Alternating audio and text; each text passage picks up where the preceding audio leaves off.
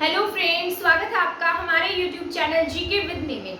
आज की इस क्लास में हम बात करेंगे कॉइन्स यानी कि सिक्कों के बारे में पढ़ना, यानी कि सिक्कों के इतिहास के बारे में पढ़ेंगे। यहाँ पर मैंने नोट डाउन कर दिया है। आई होप कि आपके एग्जाम के पॉइंट ऑफ व्यू से बहुत ही जरूरी टॉपिक है। ठीक है, इसमें मेन जितने भी शुरुआत से लेकर अब तक के जितने भी सिक्के हैं उनके बारे में लिखा गया है। जैसे सबसे पहले आपके यहाँ पर सिंधु सभ्यता का विकास हुआ था, यानी कि हमारे यहाँ पर सिंधु सभ्यता मिली थी। तो सिंधु सभ्यता में सबसे पहले जो सिंधु सभ्यता के लोग थे वो कौन से सिक्कों का प्रयोग करते थे? तो उस समय में टेराकोटा बनाए जाते थे। टेराकोटा होता है जो मिट्टी के सिक्के होते हैं ना, मिट्टी होती है, मिट्टी के सिक्के बनाए जाते थे, यानी कि मिट्टी को पकाकर उस तरीके से सिक्कों का रूप दे दिया जाता था। तो सिंधु सभ्यता में सबसे पहले कौन से सिक्के हुए? टेराकोटा के। तो आपको याद रखना है। इसके बाद सिंधु सभ्यता के बाद जैसे वैदिक काल आया, वैदिक काल के बाद में मौर्य वंश आया था। तो मौर्य वंश में फिर से सिक्के देखने को मिले थे, क्योंकि वैदिक काल में क्या होता था, वस्तुओं का आदान प्रदान होता था। ठीक है, तो मौर्य वंश में क्या था? मौर्य वंश में जो सिक्के थे वो कैसे सिक्के थे? आहत सिक्के थे। क्या कहा गया इन्हें? आहत सिक्के, या फिर पंचमार्क, और या फिर क्या थे? ये पर्ण थे। आहत सिक्के क्या होता है? जिस पर आहत देकर बनाया गया हो, यानी कोई चोट मारकर जैसे बनाया गया हो, तो ये क्या थे? आहत सिक्के थे। पंचमार्क यानी कि 5 धातुओं के समूह से मिलकर ये सिक्के का निर्माण हुआ था, तभी इसे क्या नाम दिया गया? पंचमार्क नाम दिया गया। तो अब आप खुद ही सोचें कि जिसमें 5 धातु मिलाई जाएगी तो सीधे से तो नहीं बना दी जाएगी, उस पर किसी न किसी चीज की आहत देनी पड़ेगी, जोर देना पड़ेगा, है ना? तभी ये आहत सिक्के कहलाए। और इन्हें क्या कहा गया? पंचमार्क। और इन्हें क्या कहा गया? पर्ण। तो इसके 3 नाम थे मौर्य वंश में। वैसे तो ये एक ही सिक्का है, परंतु उसको 3 नामों से जाना गया, आहत सिक्के, पंचमार्क और पर्ण। तो कौन से काल में हुए? ये आपके मौर्य वंश में हुए हैं। ठीक है, जैसे चंद्रगुप्त मौर्य था सबसे पहले, उसके बाद बिंदुसार था, उसका बेटा कौन था? अशोक था।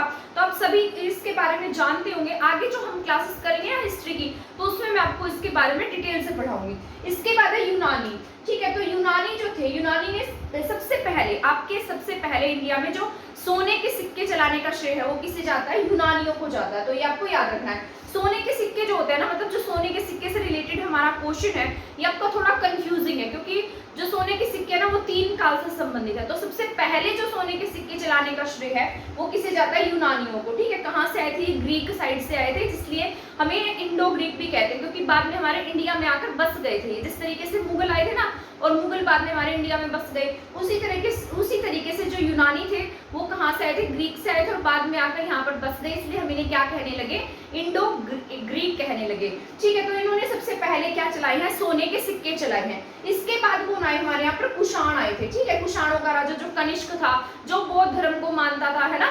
तो इसके बाद कौन आया? कुषाण। कुषाणों ने सबसे अधिक मतलब शुद्ध सोने के सिक्के चलाए हैं। अगर शुद्ध सोने के सिक्के की बात की जाए तो किसका नाम लेंगे हम? कुषाणों का। और अगर सबसे पहले सोने के सिक्के की बात की जाए तो यूनानी। इसके बाद है गुप्त वंश। क्या लिखा है मैंने? गुप्त। जैसे चंद्रगुप्त फर्स्ट है ना, और इसके बाद में जैसे अलग अलग इसकी जो पीढ़ियां जाती गई, जैसे समुद्रगुप्त भी हुआ, चंद्रगुप्त सेकंड भी हुआ, स्कंदगुप्त भी हुआ, है ना? तो इस तरीके से जो गुप्त काल है वो आगे बढ़ता गया था। तो गुप्त कालों में सर्वाधिक सोने के सिक्के चलाने का श्रेय जाता है। सबसे अधिक जो सोने के सिक्के हैं वो कौन किसके काल में चले हैं? गुप्तों के काल में। पर इसमें एक बात नोट करने की है, जो ये सिक्के थे ना कैसे थे? अशुद्ध थे, यानी कि प्योर नहीं थे। कुषाणों के सिक्के क्या थे? सबसे अधिक प्योर थे। अब आप यहाँ से नोटिस करिए कि जो चीज जितनी ज्यादा बढ़ती जाएगी, अगर किसी चीज का प्रोडक्शन बढ़ता जाएगा तो उसमें मिलावट क्या होगी? वो भी बढ़ने लग जाएगी, है ना? जिस तरीके से किसी चीज की वैल्यू बढ़ रही है तो हम उसकी क्वालिटी को क्या कर देते हैं? कम कर देते हैं ना। तो उसी तरीके से यहाँ पर जब सोने के सिक्के बहुत अधिक चलने लगे तो इसकी क्वालिटी कैसी हो गई? लो हो गई, यानी कि अशुद्ध हो गई वो। तो अशुद्ध, सबसे अधिक अशुद्ध सिक्के जो स्कंदगुप्त के काल में चले थे। ठीक है, इसके बाद सिल्वर के सिक्के भी चलाए इन्होंने, तो ये चले चंद्रगुप्त सेकंड के काल में। फिर इसके बाद में चले हैं मयूर सिक्के। क्या चले?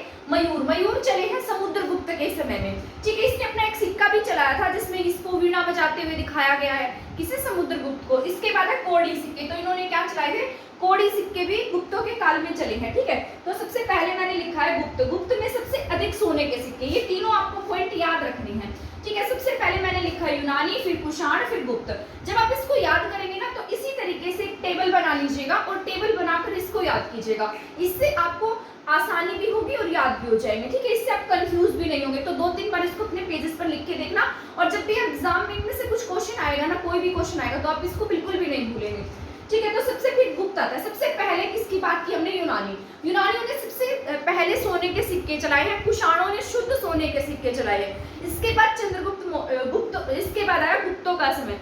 गुप्तों में सर्वाधिक सोने के सिक्के चले हैं, ठीक है। और वो कैसे सिक्के थे? अशुद्ध थे। और कौन से सिक्के चले? इन्होंने सिल्वर का सिक्का भी चलाया, मयूर सिक्का और कौड़ी सिक्का, ठीक है। तो ये आपको याद रखना है। इसके बाद मैंने लिखा है सातवाहन। सातवाहनों ने शीशे के सिक्के चलाए हैं, ठीक है। और सर्वाधिक शीशे के सिक्के भी सातवाहनों के टाइम में ही चले हैं। इसके बाद है हुमायूं। हुमायूं वही है जिसको शेरशाह सूरी ने क्या किया था? यहाँ से भगा दिया था, क्योंकि बाबर का बेटा था, है ना। और बाद में ये यहाँ पर राज करना चाहता था, परंतु जो शेरशाह सूरी है उन्होंने क्या किया? इसको यहाँ से भगा दिया और ये यहाँ से चला गया। बाद में जब इसका बेटा अकबर हुआ 14 साल का, तब ये यहाँ पर आया था, है ना। तो हुमायूं ने कौन से सिक्के चलाए? चमड़े के सिक्के चलाए हैं। और शेरशाह सूरी ने 3 सिक्के चलाए। सबसे पहले इसने दाम, फिर रुपया, इसके बाद में अशरफी। इसने इनको 3 कैटेगरी में बांट दिया। सबसे पहले जो दाम है ना, दाम किस चीज का सिक्का था? तांबे का सिक्का था। ये होता था जो गरीब कैटेगरी के लोग थे ना, उस समय में जो गरीब लोग थे उनके लिए क्या था? दाम था, जो तांबे का सिक्का था। इसके बाद मीडियम वर्ग यानी कि मध्यम वर्ग, मिडिल क्लास फैमिली, उनके लिए रुपया चलाया, जो किसका होता था? सिल्वर का, जो आज भी आपको देखने को मिलता है ना। तब का रुपया और अब का रुपया वैसे डिफरेंस तो है, बट ये रुपया हमारा वहीं से हमने नाम भी रुपया दिया। और इसके बाद अशरफी। अशरफियां जो मतलब रिच परिवार के लोग थे उनके लिए चलाई गई थी, और ये किसकी होती थी? सोने की थी, ठीक है। तो आपको ये याद रख लेना है, दाम गरीब वर्ग के लोगों के लिए, रुपया मिडिल क्लास, और अशरफी सोना। आप सभी को पता है हमारे यहाँ पर मिडिल क्लास फैमिली जो होती है वो बहुत ज्यादा है। तो उस समय भी ऐसा ही था। तो उस समय में सबसे अधिक शेरशाह सूरी के समय में क्या चली थी? रुपया चला था, ठीक है। आई होप ये सभी के सभी पॉइंट्स आपको समझ में आ गए होंगे। अगर आप इसका स्क्रीनशॉट लेना चाहते हैं तो वो भी आप इसका ले सकते हैं। वैसे मैंने इसका जो नोट है वो शॉर्ट्स वीडियो में भी शेयर कर दिया है लिखकर, ठीक है।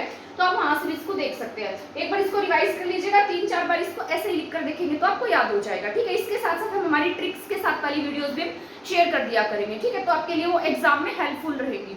सबसे पहले सिंधु सभ्यता, मौर्य वंश, यूनानी, कुषाण, गुप्त, सातवाहन, हुमायूं, शेरशाह सूरी। इसको 3-4 बार लिखकर देखेंगे तो आप एग्जाम में इसको बिल्कुल भी नहीं भूलेंगे। और इनमें से जब भी कोई क्वेश्चन आएगा ना, वो मैं श्योरिटी से कह सकती हूँ कि आपका वो कभी भी गलत नहीं होगा, ठीक है। थैंक यू, धन्यवाद। स्क्रीनशॉट लेना चाहें तो ले सकते हैं।